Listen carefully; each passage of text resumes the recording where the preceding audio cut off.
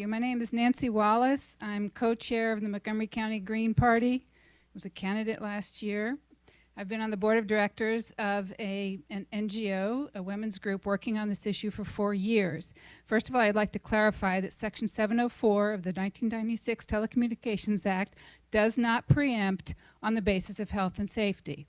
It mentions the word environment, that's all, and the implied conflict preemption of one court system has, in fact, brought that in so that it sweeps it in case of a possibility that environment includes health and safety. Other courts, excuse me. No, I'm going to read the law.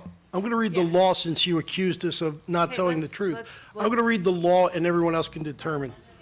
Okay, let's. All right. Let's let Nancy go ahead and finish. No, I've read Section 704. And another court system in the U.S., another circuit, has in fact not gone along with the implied conflict preemption. So what I would like to say tonight to the people here and to the county executive office is we would request, we being myself and others in the Green Party that are concerned about this, it violates the Green Party's platform on precautionary principle, which means you don't roll out technologies until there have been adequate studies. And there are about 10,000 scientific and medical studies now showing the harm of this type of radiation. It's very clear. It's at bioinitiative.org, among other websites.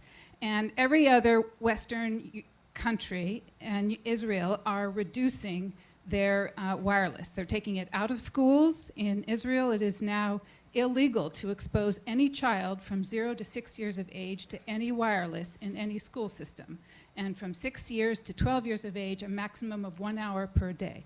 This is a killer radiation, and 5G, the ultra-high frequency, is the basis for the Department of Defense active denial system, which is a ray gun. You can look it up on YouTube, active denial system, and that's what this is designed for in terms of the 5G infrastructure. So what we would like to request is that the county file a suit against the Federal Communications Commission requiring them to carry out their statutory authority to regulate this, since they have refused for the last 20 years to look at any new medical studies. They've refused the American Academy of Pediatrics request 4 years ago to open the regulations and reevaluate, and that we do not implement any additional or any small cell technology in Montgomery County until that lawsuit has reached its conclusion. Okay, thank you. Okay, I want to ask in the booth if we could put up slide 23, which has the federal restrictions on managing antennas, because there it has the language. I want to let people know, and if you do go to the website, in January, the county executive, when he sent a letter to the commission asking them to address the RF issues as an appendix, all of the various studies that people had sent into us, whether they were on rats, they were in foreign studies, there were other ones, all those studies we included as an attachment. And we noted to the FCC that this is the problem of not exercising leadership on this issue, because there is other information out there, and that's why people are asking. So this section here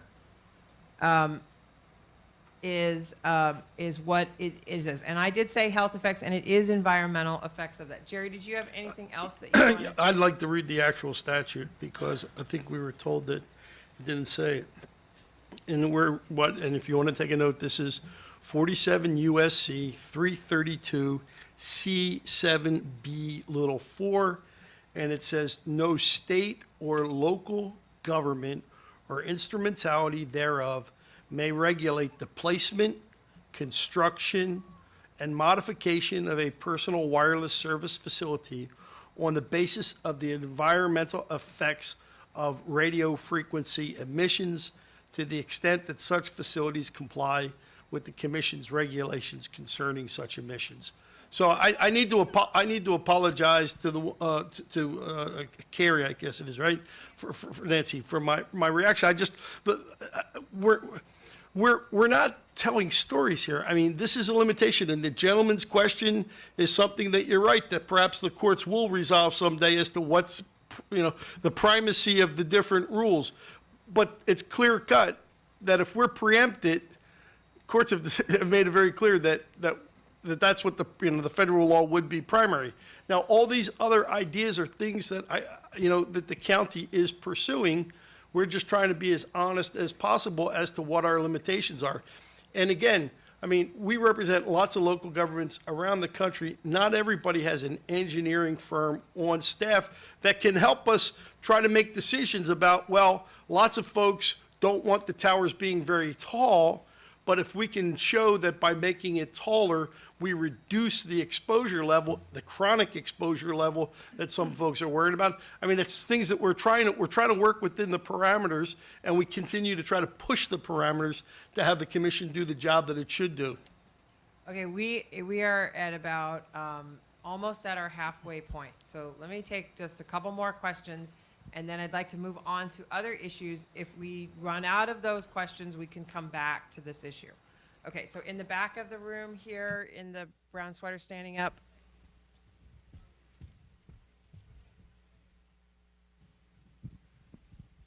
Thank you very much. My name is Marcy Pollan. I've testified at the FCC, and I can talk about that later. I think it's a non-starter to invoke the FCC in this discussion, quite frankly, having had personal experience there and having 5 people from the commission approach me having not the slightest idea of the impact not only of 5G, but of 4G or any of this technology, okay? Let me try to paint you a brief picture. If you look at blood cells, they should be round and individuated and floating freely in the plasma, right? They have a charge. Cell phones have a charge. That's why cell phones are called cell phones, I think, because they work very similarly. They carry an electromagnetic charge. If that charge is disrupted, that's the foundation of ill health, okay? So 10,000 studies have been done on this issue. They've been done for decades, suppressed by industry, which now controls the state of California, and that legislation has been passed now that prevents any kind of lawsuit happening in the state of California. That's going to happen here, because we're having a very civil and very mannerly discussion about a lethal technology that's designed to have that level of impact in our lives. When you start putting these things, when these units are put up in the county or anywhere in this country, this shatters DNA. 5G technology will shatter DNA, and there's no curtain, there's no wall that's going to prevent that from happening. There are no subsidiary protections or issues that we can discuss that's going to solve the problem on that level. This is just the reality of the situation, and it's provable under the microscope. If you look at blood under a microscope, within 15 minutes, not even holding a cell phone, for people who have a lot of exposure to cell phone technology, even just Wi-Fi in the house, if you look 15 minutes after exposures, the blood cells begin to coagulate. They begin to stick together, and when they're stuck together, they cannot transmit oxygen or nutrients to the tissues. And when the tissues are not being nourished, then the organs become ill, and then that leads to a diagnosis of symptoms and a diagnosis and treatment when that's a whole other discussion. But there's no middle ground in any of this, okay, quite frankly, and I think many of us are aware of that here. Okay. In the interest of time, since we're reaching the halfway point, what I'd like to focus on are there questions other than RF, and try to go around and do a few of those. Yes, sir. Why don't we come on up front? Susan's getting her steps in today.